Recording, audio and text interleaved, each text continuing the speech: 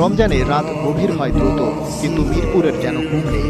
রুবেলকে শেষবারের মতো দেখা, ওপারে তার জন্য শান্তি কামনা। এটুকুর জন্যই দূর দূরান্ত থেকেও ছুটে এসেছে মানুষ। জানাজার কাতার থেকে এসেছে রুবেলের জন্য প্রার্থনা। মিরপুরে আরো বহুবার বহুভাবে গড়াবে ক্রিকেটের পথ। আসবে জয়ের উদযাপন কিংবা পরাজয়ের হতাশা। সেখানে সতীর্থ মাশরাফি, শুভ কিংবা ইমরুল কায়েসরা থাকবেন, কিন্তু মোশাররফ রুবেল চিরদিনের জন্য অনুপস্থিত। তাই মাঠের সহযোদ্ধাকে শেষবারের মতো বিদায় জানানো ক্রিকেটার কিংবা সংগঠক, রুবেল যেন সবাইকে মুড়িয়ে নিয়েছেন বিষণ্ণতার চাদরে। মিরপুরের আনুষ্ঠানিকতা শেষে রুবেলকে নিয়ে যাওয়া হয় বনানী কবরস্থানে। সেখানে চিরনিদ্রায় শায়িত করা হয়েছে টাইগার অলরাউন্ডার মোশাররফ রুবেলকে।